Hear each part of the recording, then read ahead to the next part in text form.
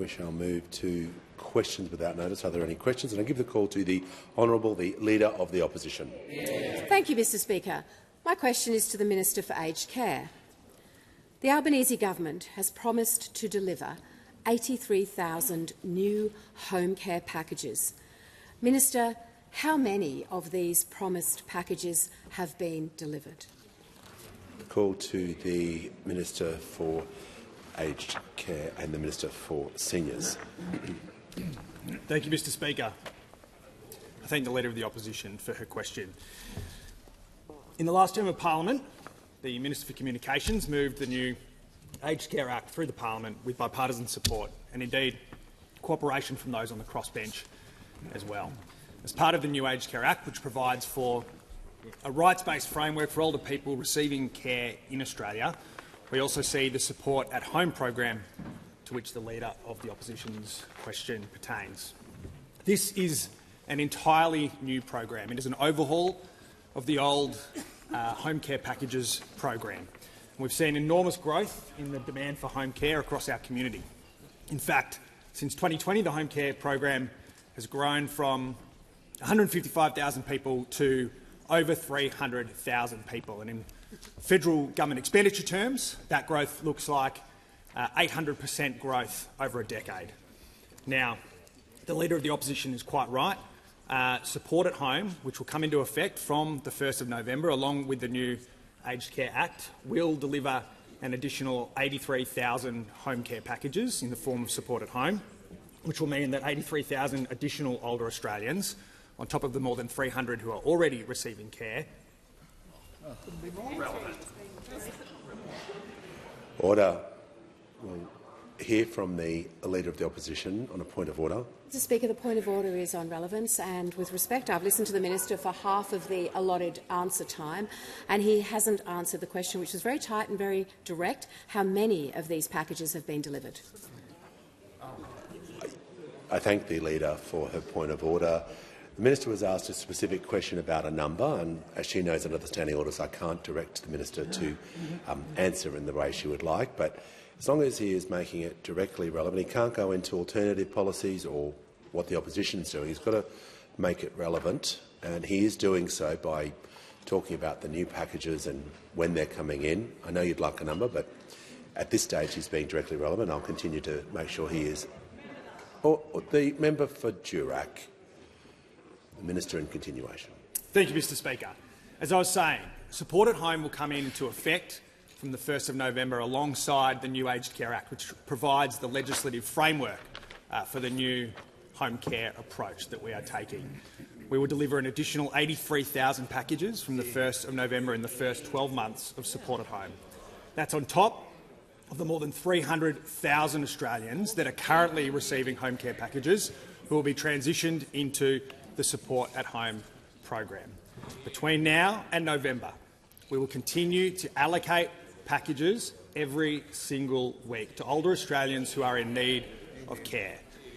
We will continue to allocate them at an average of above 2,000 packages per week, and every single Australian who is assessed through the clinical assessment program, or process rather, as high priority will receive their package within a month.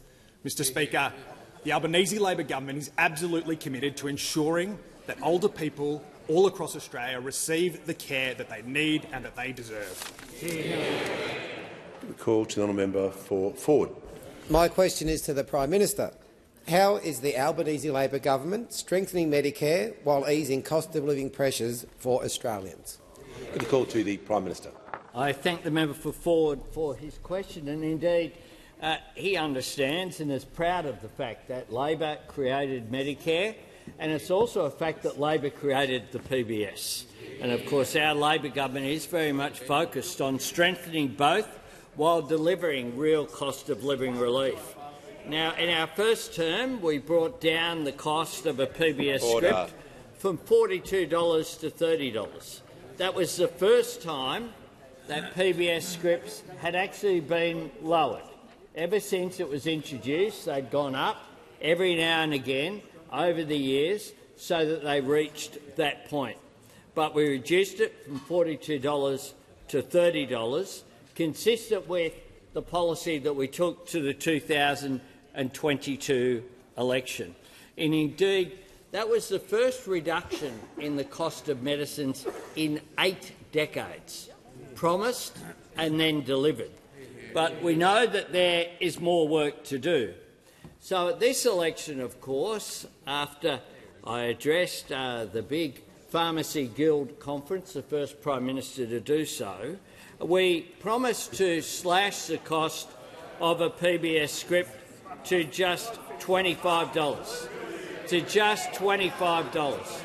But importantly as well, Mr Speaker, we have frozen the cost for concession card holders to just $7.70 for the rest of the decade, making PBS medicines at $25 the cheapest they have been since 2004. Now, bulk billing is, of course, at the heart of Medicare, and it's also at the heart of our plans to ease the cost of living. So we've tripled the bulk billing incentive. First, we did it for concession card holders, and then we are now doing it for all Australians, investing $8.5 billion to cover all 26 million Australians. But in addition to that, we're delivering 50 additional Medicare urgent care clinics, meaning there'll be a network of some 137 of these clinics that have already serviced 1.6 million Australians. In addition to that, we're establishing 1800 Medicare, a 24/7 health advice and bulk billing hotline. Now, Medicare is a Labor legacy. It is central to what makes us the best country on earth. Our government will strengthen Medicare and we will defend it, so all Australians can get the high-quality health care that they deserve, making an enormous difference to the health but also to the living standards of Australians. Give the call to the Honourable the Leader of the Opposition. Thank you, Mr Speaker. My question is to the Minister for Aged Care, and allow us to assist the new minister. Of Labor's promised 83,000 new home care packages, 0 have been delivered. Meanwhile, more than 200,000 Australians are still waiting for either a home care package or an assessment of a package. Will the minister apologise to these 200,000 elderly Australians and their families for this betrayal? Order. Give the call to the Minister for Aged Care and the Minister for Seniors. Thank you, Mr Speaker. I thank the Leader of the Opposition for her question, and I can perhaps assist the Leader of the Opposition to better understand some of the matters to which she refers to. Firstly, the Support at Home program, to which the Opposition have been supportive in moving the initial legislation, provides the legislative framework for support at home. So the members opposite will understand that the legislation they voted for is a requirement for support at home packages to be delivered.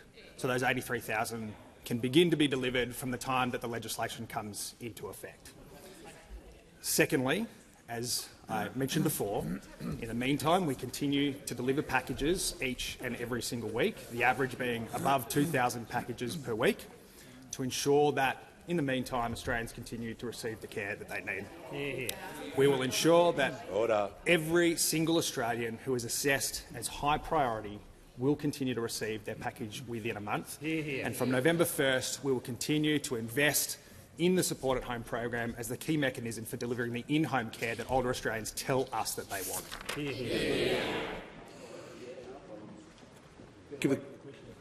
Give a call to the Honourable Member for MacArthur. Thank you, Mr Speaker. My question is to the Minister for Health. How is the Albanese Labor government ensuring that life-changing medicines continue to be listed on the Pharmaceutical Benefits Scheme? Why is this so important? Give a call to the Minister for Health and the Minister for Aged Care. Thank you, Speaker. Before I answer that, I wonder whether, on indulgence, I can welcome the red T-shirts to the chamber. People with lived experience of early onset bowel cancer. Rates of this are exploding in Australia and many other countries around the world. They've come to Canberra talking to members across the Chamber about their deeply powerful personal stories. And on behalf of the Chamber, Mr Speaker, I'd like to thank them for doing that over the course of today.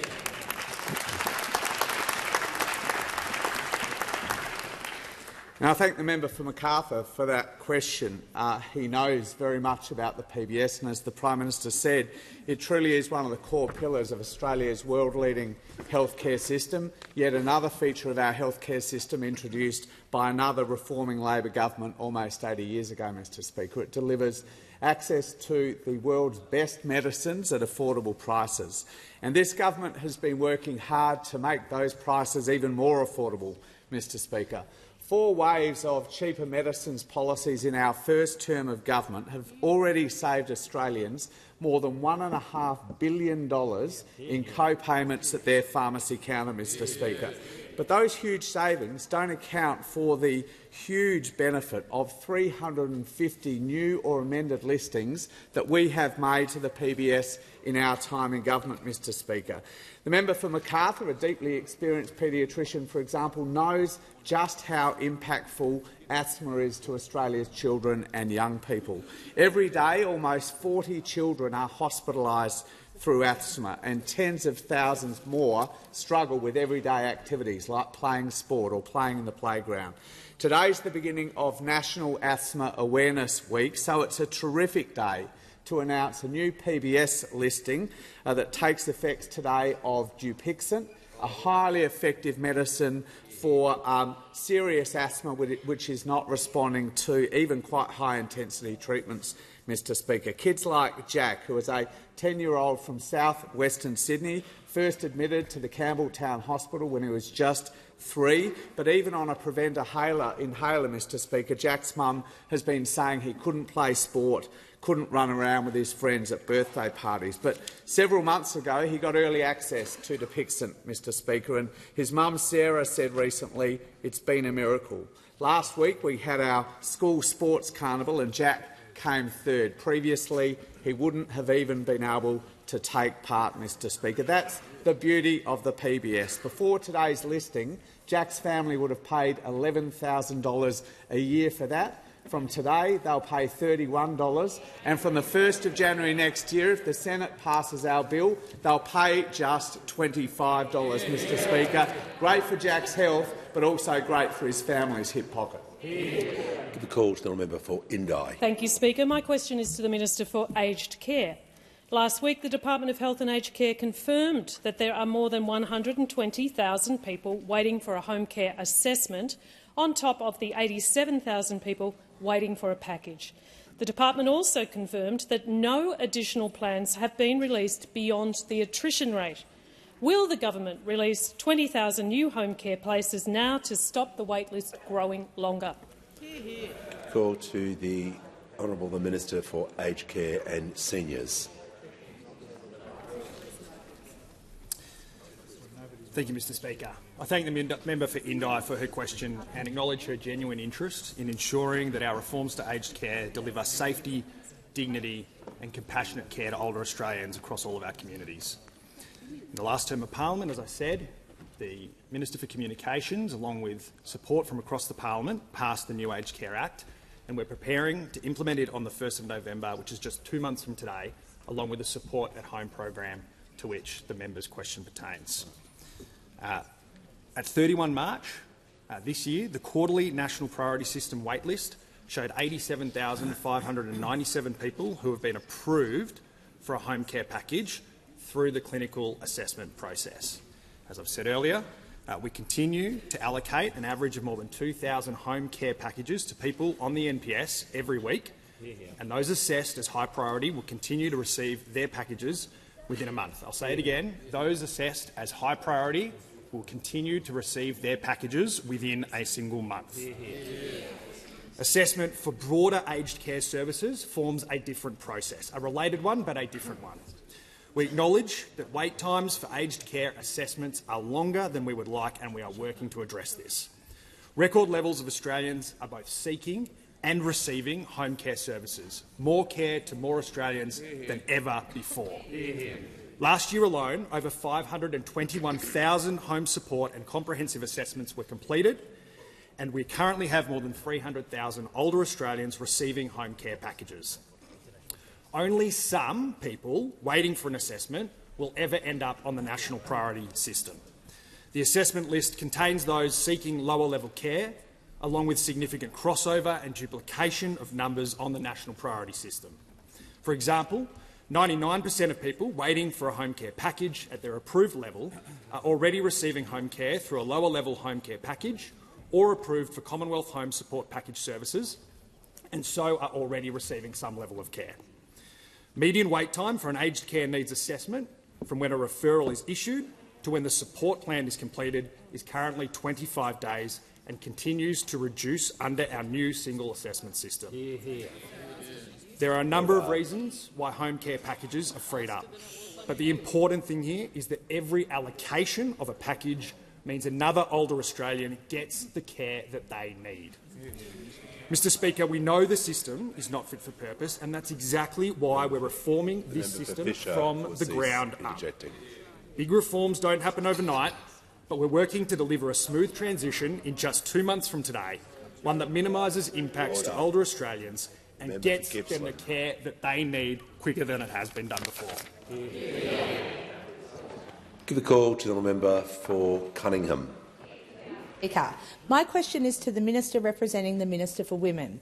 What is the Albanese Labor government doing to deliver better choices, lower costs and better health care for women? Call to the Minister representing the Minister for Women. Thank you very much, and can I thank very much the member for Cunningham for her question and, of course, her interest in advocacy in women's health. Can I also acknowledge both the previous and current Assistant Ministers who have done such a magnificent job in promoting women's health policy. Of course, this government is building Australia's future through strengthening Medicare and delivering cheaper medicines as part of that. These investments will deliver more choice, lower costs and better health care for women, but also help with the cost of living and lifting women's living standards. This week, of course, is Women's Health Week, and it is a chance for the whole parliament to focus on the issues that affect over half of our population. Earlier this year, Labor, of course, announced an historic $790 million women's health package to bring more choice, lower costs and better health care for women. We introduced cheaper contraceptives, including for some of the most used contraceptive pills that are now listed on the PBS, and thousands of scripts have been issued since we made that decision, making a real impact for women's cost of living. We've also expanded support for women experiencing menopause with greater Medicare support and a new Medicare rebate for menopause health assessments, and that is now available alongside new training for professionals and the first ever clinical guidelines and a national awareness campaign on menopause.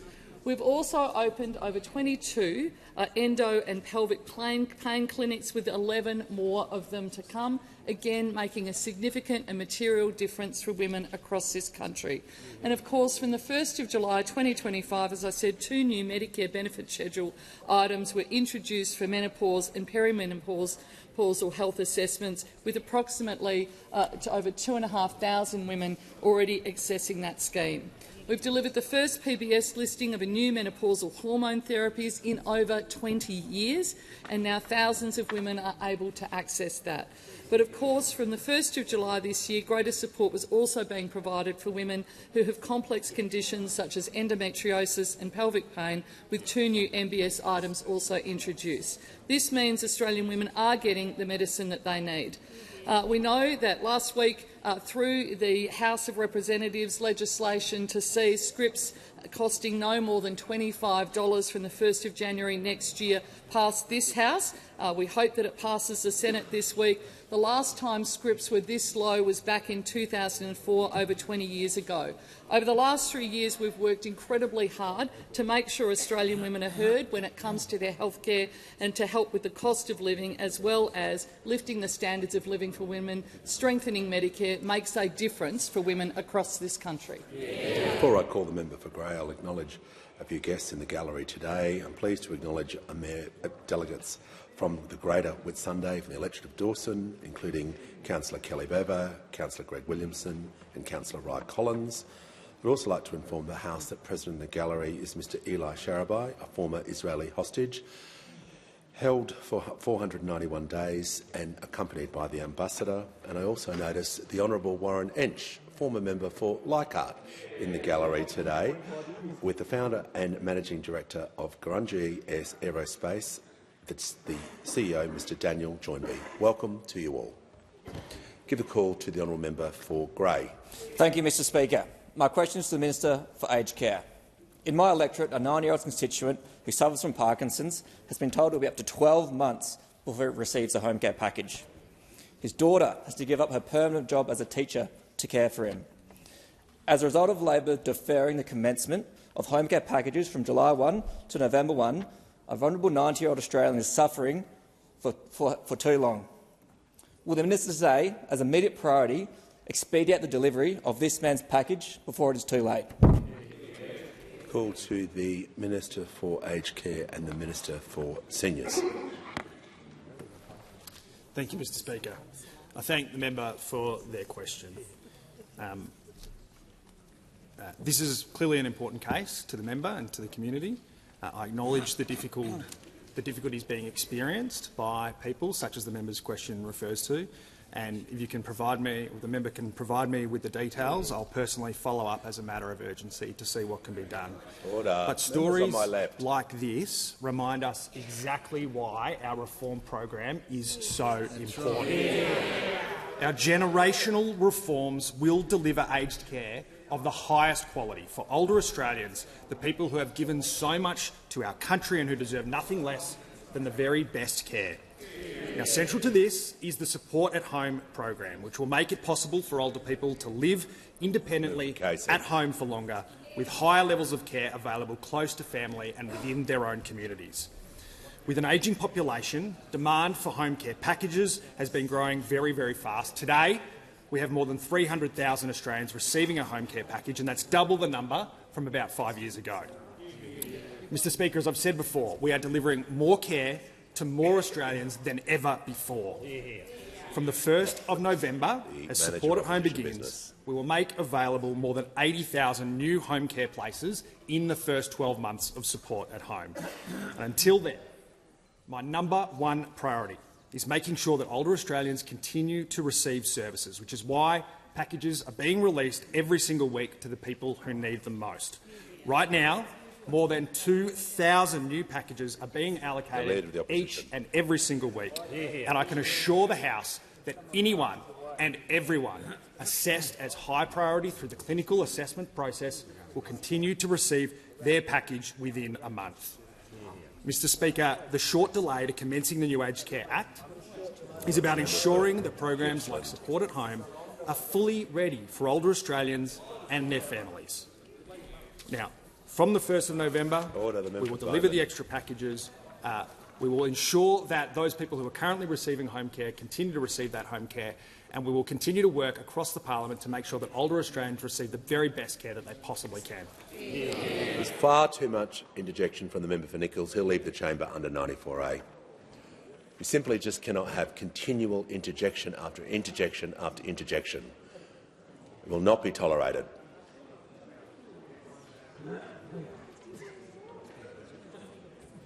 The House comes to order. We shall hear from the honourable member for Sturt. Thank you, Speaker. My question is to the Minister for Health. How is the Albanese Labor government strengthening Medicare by opening more urgent care clinics? Call to the Minister for Health and Ageing, the Minister for Disability and the NDIS.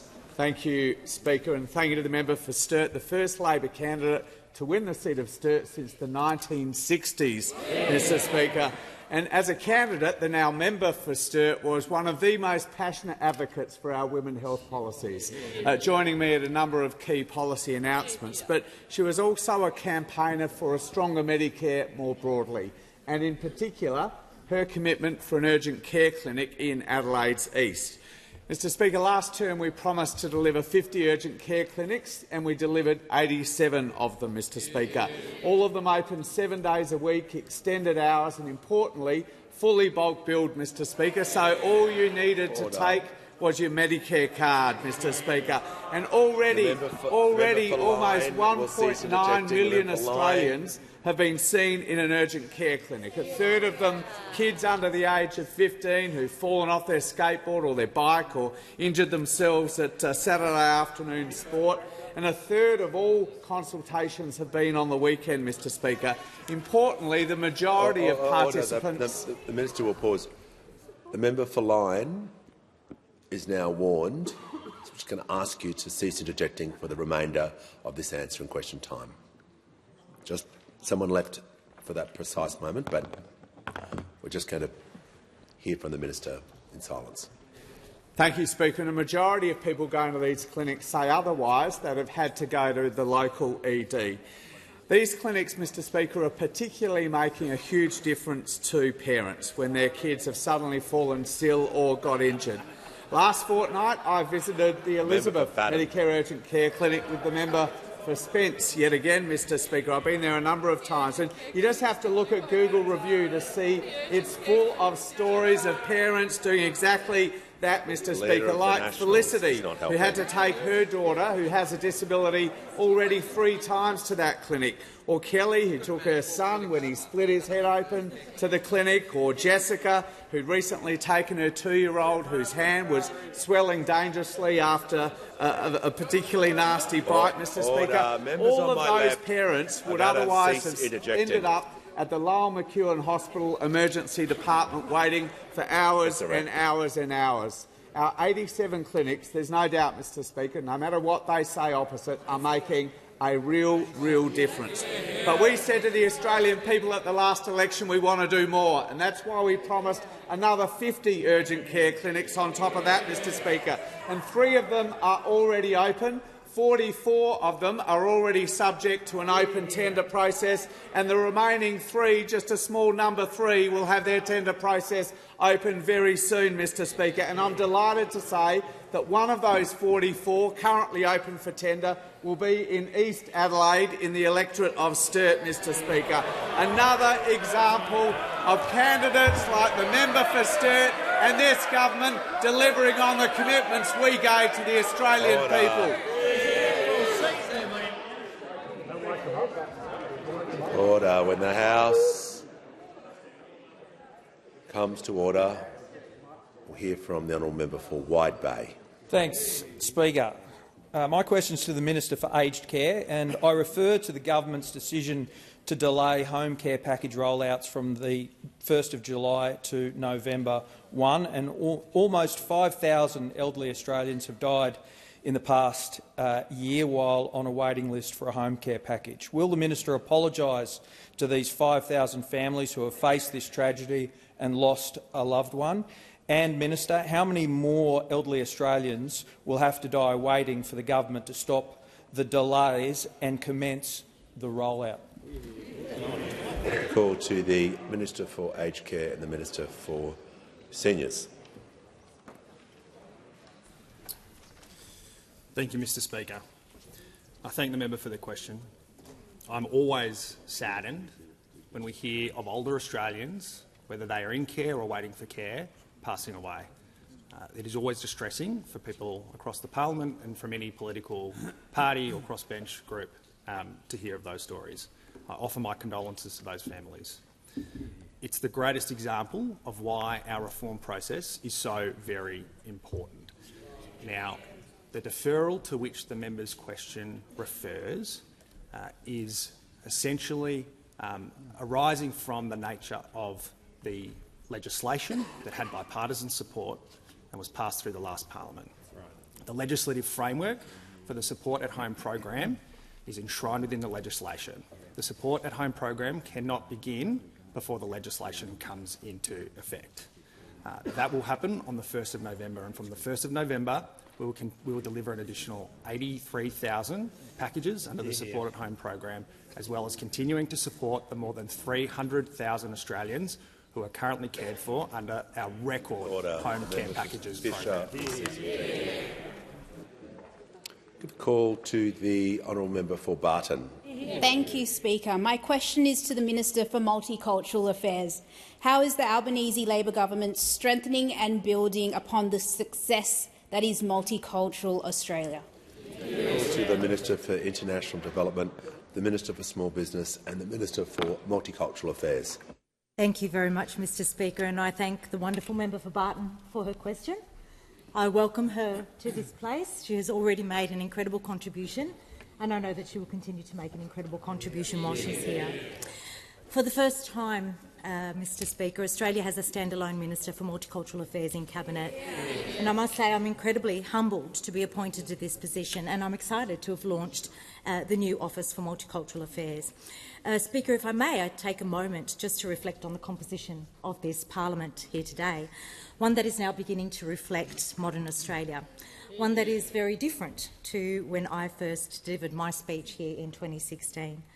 And in this 48th parliament, we have the most multiculturally diverse government this nation has ever seen. Across the chamber, we now see representatives with diverse heritage, just like Australia, just like the communities we represent. Mr Speaker, the anti-immigration protests on the weekend do highlight, however, that questions of belonging and inclusion linger. They linger, despite our successes. This government stands with all Australians, no matter where they were born, against those who seek to divide us and who seek to intimidate migrant communities. I want to be clear and unequivocal. Targeting specific ethnic groups, like the wave of anti-Indian sentiment that we saw over the weekend, that is racism. Full stop. No excuses, no nuance, no justification. No one in Australia should have to justify their belonging in this country. And this Albanese Labor government believe that every Australian, whatever their race or religion, wherever they or their parents were born, should be able to feel safe and at home in any community, without prejudice and without discrimination. Multiculturalism isn't just about a celebration of festivals and food. It is about ensuring everyone is empowered to participate in this democracy. That's why we continue to support the important work of our special envoys to combat Islamophobia and anti-Semitism. That's why we have an Office for Multicultural Affairs. Multiculturalism shouldn't be a policy that's tucked away somewhere in a file. It is about the character of modern Australia. It is about our modern identity, both in this nation and in our region. It should be about enabling fairness, it should be about enabling respect, and it should be about enabling inclusion. That's how this Albanese Labor government sees a multicultural Australia, and that is what we aspire to do. The call to the honourable member for Lindsay. Thank you, Mr Speaker. My question is to the Minister for Aged Care. When the government was asked in August about delays to the rollout of home care packages, the minister said of the aged care sector that, quote, they weren't ready. However, as part of an aged care Senate inquiry, every provider that appeared at that hearing, including Uniting Care's representatives, said, quote, we have capacity to take on people now. Why is Labor blaming the hard-working sector for its own incompetence and failures? Call to the Minister for Aged Care and the Minister for Seniors. Thank you, Mr Speaker. I thank the member for her question. As I said, in the last parliament, the Minister for Communications passed the new Aged Care Act with the support of those opposite and cooperation across the parliament. The new Aged Care Act brings along with it the Support at Home program, to which the member's question relates. Now, while it's encouraging to hear that there are providers who are enthusiastic at this point about delivering additional packages, we want these reforms to be delivered in a way that minimises disruption for older people. Now, this is system-wide reform that changes the way that care is delivered, and we're spending each and every day until the 1st of November making sure that this system works for older people. Call to the honourable member for Canberra. Thank you, Speaker. My question is to the Minister for Communications. How will the Albanese Labor government's world-leading social media minimum age law protect young Australians online? Call to the Minister for Communications and the Minister for Sport. I thank the member for Canberra for her question, and I'm sure everybody in this place joins me in wishing her all the very, very best for the months ahead. We absolutely cannot wait for the next Junior Vice Under-Secretary of Canberra to join us back in this place very soon. Mr Speaker, today we have hit a significant milestone in the Albanese Labor Government's mission to reduce online harms experienced by young Australians. We have 100 days to go until the start of our world-leading social media minimum age reforms. 100 days until we give kids 3 more years to build real-world connections and online resilience. 100 days until our children are empowered to know who they are before platforms assume who they are. Delaying access to social media until the age of 16 will protect young Australians at a critical stage of their development. It will allow families reprieve from the pervasive and persuasive pull of social media platforms. And the onus will be on the platforms, not the parents, to make sure under-16s cannot access social media. Because if social media companies are using our data for their own commercial benefit, I don't think it is too much to ask for them to also use that for the benefit of Australian kids and their safety online. This belief is backed by the findings of the 1,200-page age assurance trial published today in full. The trial report shows that age assurance online isn't just possible, but it can be done privately, effectively and efficiently. And while there is no one-size-fits-all solution to age assurance online, there are a range of technologies that can keep kids off social media and protect them from violent and explicit content. There is no perfect solution when it comes to keeping young Australians safer online, but our world-leading reforms will make a meaningful difference, which is why I was incredibly disappointed to see the Coalition team up with the Greens and Conservative conspirators to pass a motion in the Senate designed to sow doubt and fear about online age assurance. And while the Greens and Coalition seem to be teaming up to protect the interests of platforms with big tech talking points, the Albanese government is firmly on the side of parents. Online platforms can target children with chilling control. Member for Fisher. And now we are mandating they use that same control to give kids 3 more years to build real-world resilience. Australians should be immensely proud that as a country we are prioritising the online safety of our children and leading the world with these reforms. Give a call to the member for Kennedy. Prime Minister, you'd be aware that 3 appropriation bills before the House require $100 billion in funding. This appropriation 10 years ago required only $50 billion. Another $50 billion is required to house the 400,000 people coming from overseas each year, particularly 92% of them that go to Sydney and Melbourne. Wouldn't the urgent demand of 80% of Australians to stop migration save $50 billion this year, plus a reserve resource policy on gas would provide another $32 billion a year? And greenlighting the Galilee coal and its rail line, providing yet another $17 billion. Shouldn't the government be about carrying out the will of the people and creating economic development? The Prime Minister has the call. I'll just make 2 points to the member for Kennedy before I ask the Minister for Resources to comment on the issues in which he raises regarding resource policy. First, regarding the will of the people, that's called elections. And we have a proud democracy in this country, and I defend it. And people in this country voted for a government that would understand that modern Australia was, as the Minister has just reflected, a different nation than it was under the White Australia policy some time ago. And they voted for a government that would understand that our diversity is a strength in modern Australia as well, and provides us as well with incredible economic opportunity due to the diaspora here and our connections with every country on the planet.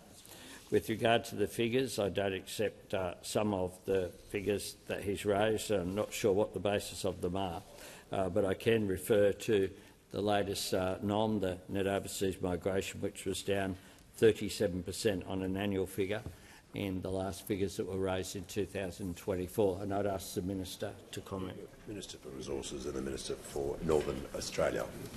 Thank you, Mr Speaker, and thank you, Prime Minister. The member for Kennedy referred to a resources reservation policy, and I'm happy to discuss that briefly. There is now many calls across many parts of the community for reservations of gas in particular. This is something brought on by industrial users and manufacturers. Indeed, even those opposite have announced a reservation policy of their own, which is a great change from when they failed to support the Western Australian reservation policy, which has proved enormously successful for the price of gas and access of gas in Western Australia. At the moment, the government has a review into gas market regulations. There was a consultation paper that is out. There has been many submissions to that. One of the concepts we put forward as a government was around a framework to ensure that domestic supply is secured for the East Coast. Another part of our reservation resources policy goes around the Critical Minerals Strategic Reserve, which is about building up a national asset to make sure we have a supply of critical minerals, but also that we are a reliable supplier of critical minerals and rare earths to our partners right around the world. It will allow us to work with our partners together against disruptions from a position of real strength. I look forward to the member for Kennedy's support for that reserve. I note those opposite were very quick to dismiss the reserve and indeed oppose it, which is quite unusual given they support a gas reserve but not a critical minerals reserve. But that might go to some of the confusion opposite between gas and critical minerals. As we know, they have named gas as a critical mineral in the past. I hope they won't do that again, and I thank the member for Kennedy for his question. Call to the honourable member for Adelaide. Thank you, Mr Speaker. Mr Speaker, my question is to the Employment and Workplace Relations Minister. How is the Albanese Labor government progressing its commitment to help people earn more and keep more of what they earn? Call to the Minister for Employment and Workplace Relations. Well, thank you, Speaker. I'd like to thank the member for Adelaide for that important question. And just like everyone on this side of the House, we are committed to advocating for working Australians. And I'm very, very pleased to update the House that on Saturday, our bill to protect overtime and penalty rates for some of our lowest paid workers came into effect. Because of the Albanese government, for the first time, retail award workers who were working yesterday and relying on Sunday penalty rates were reassured that their pay packets are now protected. Now, this was a clear commitment that we took to the election, and we have now delivered for the 2.6 million award workers who rely on penalty and overtime rates. Now, last Friday, I had the absolute privilege to meet several essential workers who rely on penalty rates.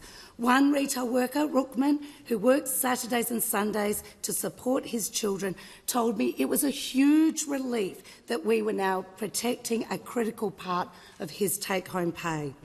Liz, a supermarket worker who works nights, said she felt relieved by the news that our legislation passed the parliament and was coming into effect.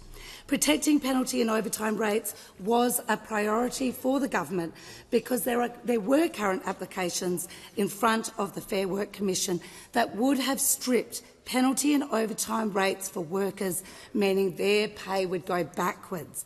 If, for example, the retail award application was successful, it is estimated that some retail workers could be $10,000 worse off. This threat to pay packets is why our government took clear and decisive action. Our government would not stand by and watch workers' pay go backwards. Now, of course, central to this government's agenda is ensuring that Australians earn more and keep more of what they earn. Since we've been elected, Aussie workers on average are earning an additional $9,000 per year extra. Our government has made a submission for the minimum award wage increases at the Fair Work Commission every single year since we've been in government. We've introduced important measures to stop labour hire workers being unfairly underpaid by just doing the same job as their counterparts. The Albanese Labor government has backed and funded pay rises for early educators, for aged carers, finally valuing the critical work that they do. And of course, on top of getting wages moving, we are providing a tax cut for every single Australian taxpayer. This Labor government is backing Australian workers, protecting their pay packets, helping people keep more and earning more and keeping more of what they pay. Call to the Manager of Opposition Business. Thank you, Speaker. And my question is to the Minister for Aged Care, and I refer the Minister to his previous answers. The Minister has just justified the government's decision to delay home care package rollouts from July 1 to November 1 this year by saying, quote, "The legislative framework didn't allow for that start date," unquote. If the government knew its own legislation didn't allow for a 1 July start date this year, why did the Labor government mislead Australians and promise to deliver 83,000 new home care packages in November last year for July 1 this year on a timeline that it knew was impossible? Call to the Minister for Aged Care and the Minister for Seniors. Thank you, Mr Speaker. I thank the member for his question. What I said was that the implementation of the new Act provided the legislative framework for the Support at Home program. The implementation of the new Act was scheduled for the 1st of July on the basis of feedback from older people all across our country and of the sector themselves. We made the decision to briefly defer the implementation of the new Act to the 1st of November. From the 1st of November, we will be introducing an additional 83,000 packages in the first 12 months of Support at Home, which will be the growth component of the more than 300,000 Australians who are currently receiving care under our home care packages program. Give a call to the member for Boothby. Mr Speaker, my question is to the Treasurer. What progress is being made on the economy, and what steps is the government taking to build on the broad consensus reached at the Economic Reform Roundtable? Call to the Treasurer. Thank you very much, Mr Speaker, and to the member for Boothby, who's got one more question than the Shadow Treasurer today in question time, and focused on a really important issue, Mr Speaker, and a timely one, because on Wednesday we will get the national accounts for the June quarter, Mr Speaker. We already know that since this government came to office, we've got inflation down, we've got the debt down, real wages are growing, unemployment is low and interest rates are falling. But there is no shortage of challenges in our economy, and we expect to see some of that in the June national accounts, which reflect that period of extreme volatility and uncertainty following the announcement of the tariffs in the United States. But our economy over the last 3 years has continued to grow, and that makes us one of a small number of countries in the OECD for which that is the case. In fact, 32 out of 38 OECD nations have had a negative quarter of growth over the last 3 years, but Australia's economy has continued to tick over. Now, we know, in acknowledging that our economy has continued to tick over, and most of the countries with which we compare ourselves, that has not been the case, but we would like growth in our economy to be stronger. There has been an absence of strong growth in our economy, and that's because our economy is not productive enough. And that's what a big focus of the Economic Reform Roundtable was in Canberra in the last couple of weeks, Mr Speaker. Now, when it comes to productivity, our focus on productivity is because that is the best way to turn the progress that we've already made in our economy into sustained increases in living standards and real wages over time. We've got a big productivity agenda focused on skills and technology and energy and competition policy, and we've added to it since the Reform Roundtable as well. We're blitzing the approvals backlog to approve 26,000 homes. We're pausing and streamlining the National Construction Code. We fast-tracked the legislation to get the EPBC laws right as well, Mr Speaker. And we're also abolishing another 500 nuisance tariffs on top of the 457 we already abolished. These nuisance tariffs can often do more harm than good in our economy. That's why we've slashed more tariffs in 2 years than any Australian government in 2 decades. Now, this is about cutting red tape, easing the compliance burden on businesses, boosting productivity and getting costs down in our economy. It means we'll have removed around 1,000 tariffs over 2 years, streamlined approximately $23 billion worth of trade and saved Australian businesses $157 million in compliance costs each year. Mr Speaker, we've made a lot of progress in our economy together. We know that there are no shortage of challenges. There is more work to do, but already we are implementing some of the broad consensus achieved at the Economic Reform Roundtable. Has concluded. Give the call to the member for Fowler. Thank you, Speaker. Prime Minister, Western Sydney Airport was promised as a gateway for our community, delivering jobs and opportunities. Instead, it looks more like a freight hub dressed up as an airport. Without a metro rail link, we face more trucks on the roads, gridlocked motorways or freeways, and a missed chance to build more affordable housing near where people live and work. You promised that under your government, no one will be left behind. So will we finally see a metro for Western Sydney and real connectivity and not just a cargo airport? Thank you. Give the call to the Prime Minister. Thanks, Mr Speaker. I'm delighted to get a question about the Western Sydney Airport and why it will deliver and is delivering already jobs in Western Sydney. In particular, jobs in south-western Sydney, including literally hundreds and hundreds of apprenticeships which are taking place as part of the construction there. Part of the arrangements that we've put in place for the Western Sydney Airport construction is about local employment. Local contractors, over 50% of people live in that local community.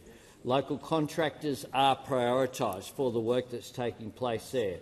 And already when you look at the airport there, and I've had the opportunity to visit with the Minister for Infrastructure, you have what will be undoubtedly, when it opens, the most modern airport in Australia by a long way. The best facilities in terms of the entries into, the best experience for passengers going through. The deals that have been signed, the latest one when I was there was a deal signed with Air New Zealand. We know there is a great New Zealand Kiwi diaspora lives in Western Sydney as well, and that will be a very successful arrangement between New Zealand and Australia, coming on top of the deals that have already been signed between the Qantas Group, but in addition to that, Singapore Airlines. The airport, when it is operating there, will provide a massive boost for passenger aircraft. But it will also, we make no apologies for the fact that there will be a lot of freight through that airport as well. And what that will do isn't just provide for higher productivity and more efficiency. It will take trucks off the Western Sydney roads, which currently go right through Sydney to get to Mascot. That makes no sense whatsoever. Together with the other major piece of infrastructure in south-western Sydney, the Moorebank Intermodal, those two things combined will transform Western Sydney. In addition to that, the Aerotropolis there will see a range of high-value industries creating high-value jobs there for locals in south-western Sydney. This is about, for the first time, instead of Sydney always turning towards the harbour, always turning towards the CBD, this is about Sydney looking towards where most people live, in Western Sydney, and will provide significant benefit. In addition to that, the public transport links to Western Sydney Airport, as well as the road upgrades, are creating jobs in the short term, but creating economic activity and efficiency in the medium term as well. Give the call to the member for Maribyrnong. Thank you. Thank you, Mr Speaker. My question is to the Minister for Housing, Homelessness and Cities. What is the Albanese Labor government doing to deliver homes that Australians need?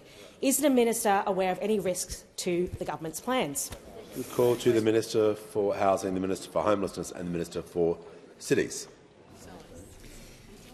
Thank you, Speaker, and I want to thank the member for Maribyrnong for her really important question. She's one of our housing guns, Speaker, a group of members of parliament who have come into our chamber in 2025. and they share my view that our housing policies are amongst the most important things that the Albanese government is doing for our country. Now, Speaker, we believe that because we see our housing policies changing the lives of the people that we come to this chamber to represent. Now, Speaker, in the member for Maribyrnong's electorate alone, there are now 929 social and affordable houses in planning or construction. Speaker, almost 1,000 homes in her electorate alone. And I want the chamber to know how many social and affordable homes the Coalition built in her electorate in 9 years. Can you guess the answer, Speaker? The answer was 0. Now, Speaker, in 3 years we've got 929,000 homes on the go.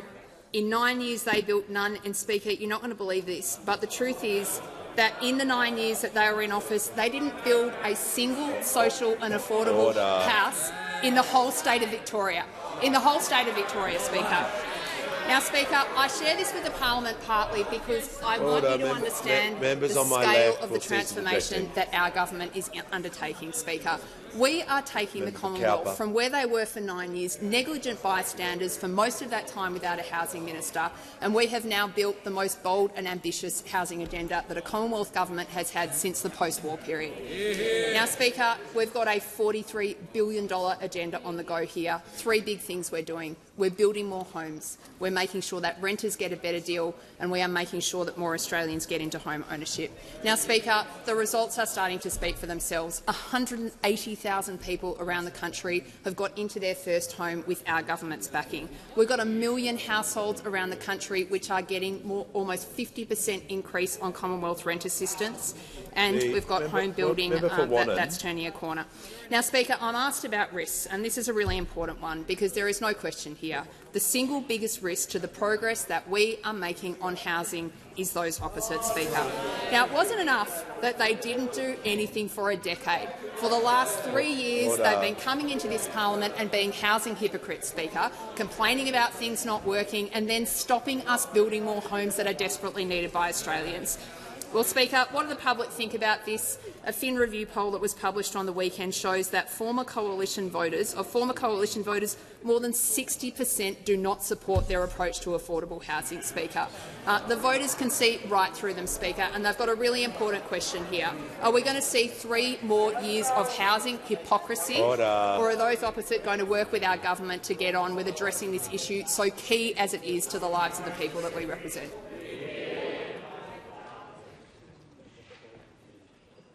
The House comes to order. We'll hear from the honourable member for Mallee.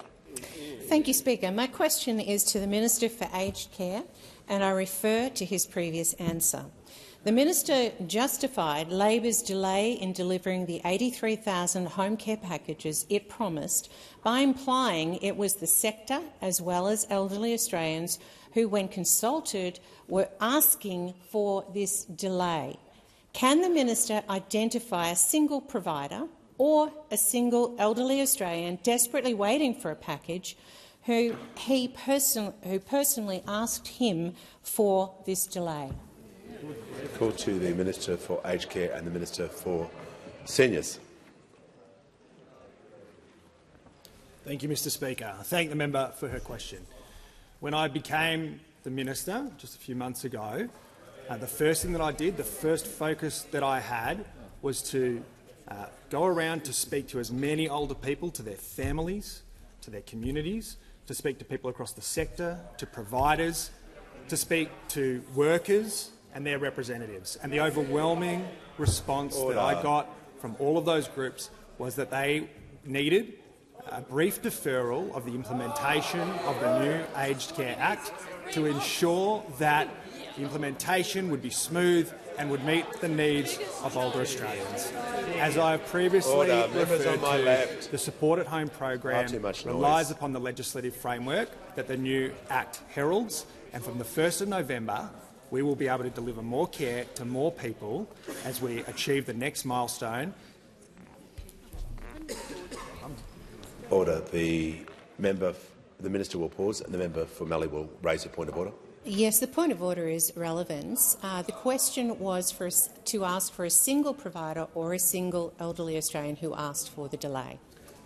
The Minister can answer the question as long as he's being directly relevant, and there were specifics in the question. I'm just going to make sure he's being directly relevant for the remaining 2 minutes of his answer, and given the subject matter, he is being directly relevant at the moment. Thank you, Mr Speaker. As I was saying, I spoke to as many older people, their families. I spoke to providers and people across the sector. I spoke to workers and their representatives. Order. And the overwhelming response, which is reflected in the public commentary from many across the sector, was that they needed a brief deferral of the new Act. That is what we have done to ensure that older people across our community continue to receive the very best care. And from the 1st of November, we will have the next milestone in our transformation of Australia's aged care system. Yeah.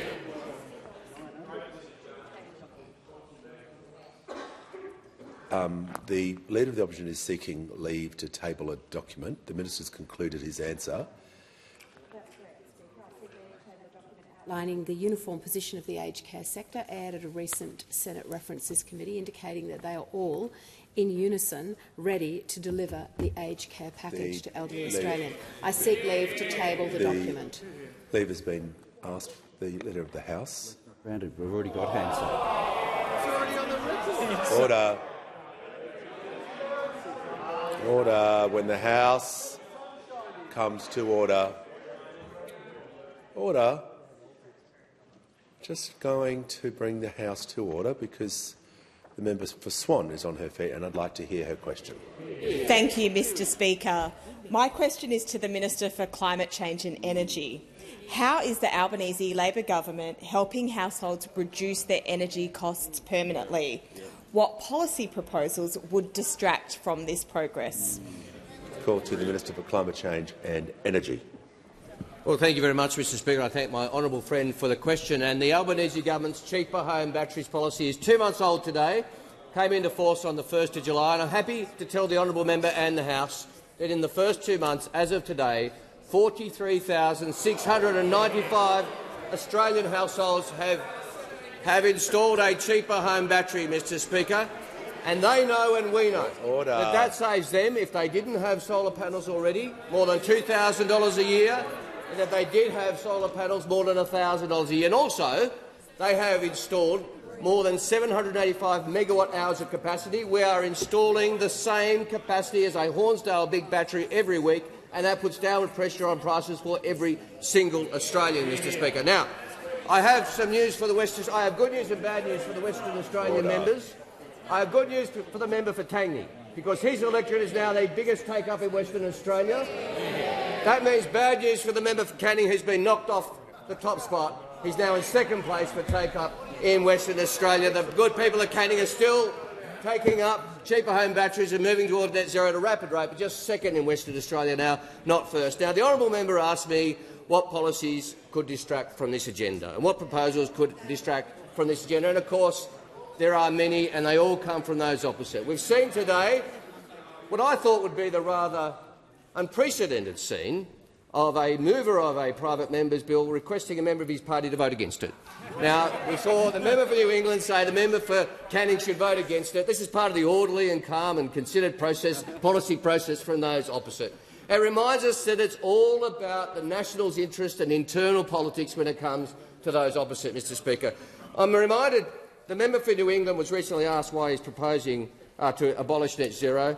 He went on for the tough interview, of course, on the Bolt report, and he said, number one, it's about our nation. Number one, it's about our nation. But for me personally, it's incredibly personal. I have to deal with it at the epicentre of New England. He went on to say, I've got no interest in the sort of, oh yeah, it might be this, it might be that. It's nothing. It's about net zero. Well, that was very clear, but I'm reminded, Mr Speaker, this is not the first rodeo for the member for New England. I'm reminded of this headline. Nationals win an extra cabinet position for Keith Pitt as they sign up to net zero deal. Resources Minister Keith Pitt has been elevated to cabinet under a deal between Prime Minister Scott Morrison and Nationals leader Barnaby Joyce that sees the Nationals sign up to a 2050 net zero target, Mr Speaker. What principles? What great commitment for what they stand for. The member for New England. Talking about principles. Order. Members on my right. The Minister's just going to pause and take a breath, and we're going to hear from the manager of opposition business. Misunderstanding Order 64. I think he is referring to Ambassador Keith Pitt that he appointed to the Holy See. Just in terms of correct titles, they don't refer to people not in the parliament. But order, no. Just remind members to refer to people to correct titles. Members of the diplomatic corps aren't in that category. But order. The minister will return for 18 seconds. To assist by tabling the article. Nationals win extra cabinet position for Keith Pitt as they sign up to net zero deal. It's just a reminder, Mr Speaker, it's all about internal politics for those opposite. It's all about the leadership of each party. It's about the Nationals' interest, not the national interest. Meantime, we will get on with helping Australians with the choices they want to make to afford cheaper energy as a result of a cheaper home battery. Has concluded. Give the call to the honourable member for Mayo. Thank you, Mr Speaker. My question is to the Minister for Aged Care and Seniors. The department informed the Senate 120,000 older Australians are waiting to be assessed for aged care, some as long as 12 months. This is in addition to the estimated 100,000 waiting for up to 12 months for their approved package to materialise. Is the government deliberately slowing the aged care assessment process so that the reality of approximately 200,000 older Australians waiting up to 2 years for care isn't revealed? Call to the Minister for Aged Care and the Minister for Seniors. Thank you, Mr Speaker. I thank the member for her question. The Labor government is delivering very ambitious reforms to the in-home aged care system to make sure that every older person can get the care they need in the comfort of their own home for as long as possible. Recommendation 28 of the Aged Care Royal Commission called for one single assessment process, and that's what the government is currently delivering. We're rolling out a new aged care assessment system, one that will be quicker, will reduce wait times and improve the experience for older people and their loved ones. Rather than needing separate assessments as their needs change, it's designed to make it easier for them to access the care they need. Now, we acknowledge that wait times for aged care assessments are longer than we would like, and we are working on that as we speak. Record levels of Australians are seeking home care services. Last year alone, over 521,000 home support and comprehensive assessments were completed. This is an incredibly complex system, and the assessment waitlist contains those seeking lower-level care, along with crossover and duplication of numbers on the NPS. The two systems can't simply be jammed together to create a bigger number. For example, 99% of people waiting for a home care package at their approved level are already receiving home care through a lower-level home care package or approved for Commonwealth Home Support Program services, and so may already be receiving a level of care. Speaker, these matters that we've discussed today are exactly why we're reforming this system from the ground up. Big reforms don't happen overnight, but we're working hand in hand with assessment organisations, including the states and territories who provide the majority of assessments, to ensure a smooth transition, to minimise impacts to older Australians, and importantly, to get them the very best care that we can as quickly as possible. The call to the honourable member for Newcastle. Thank you, Speaker. And my question is to the Minister for Social Services. What is the Albanese Labor government doing to better support victims and survivors of family and domestic violence, including in our social security system? The call to the Minister for Social Services. Thank you so much, Mr Speaker, and I want to thank the member for Newcastle for her question. There are few people in this parliament who have done more to stand up for victims and survivors of family, domestic and sexual violence than the member for Newcastle, and all of us acknowledge that work. Mr Speaker, too many Australians have experienced family, domestic and sexual violence, and too many of them have experienced financial abuse and coercive control. It's particularly bad when that happens in the private sector, when debts are run up by perpetrators of violence. But we know that it also happens in government systems, and the social security system, which is supposed to protect and support victims of violence, should never be able to be used by perpetrators to financially control or coerce victims of domestic violence. And so we'll be introducing legislation later this week to expand the special circumstances debt waiver in social security. That means that Services Australia will be able to take a more common sense and more compassionate approach where there are debts run up by perpetrators of violence. They should not be left for victims of violence to pay. We've seen examples where perpetrators of violence have run up thousands of dollars worth of debts and then walked away and left the victim of the violence to suffer the consequences of that. But, Mr Speaker, of course, this is not the only thing that the Albanese Labor government is doing. No government has invested more in frontline services. No government has invested more in programs working with men to stop them using violence. No government has invested more in adolescent boys or children who have been the victims of domestic violence to make sure that they're not going to go on and perpetrate violence in the future. We've introduced the Leaving Violence payment and made it permanent, up to $5,000 to support victims of violence as they're leaving home, because too often we've asked why doesn't she go, when the reality is that she's had no choice in the matter. $1.2 billion in emergency and transitional housing, and I have to compliment the Minister for Housing for this work. 10 days paid domestic violence leave. Changes to family law that make the system safer and simpler. Too often we've seen the family law system also used against victims of violence. Record legal services funding, and I have to particularly draw out the $800 million extra funding for family violence legal services. Mr Speaker, all of us, I'm sure, agree that one victim of domestic, family or sexual violence is one too many. And all of us acknowledge across the parliament that we have a role as parliamentarians to lead change in this area. Our state and territory colleagues have a role. Every single Australian can play a role too in keeping people safe where they should be safest, in their own homes. Prime Minister. I ask that further questions be placed on the notice paper.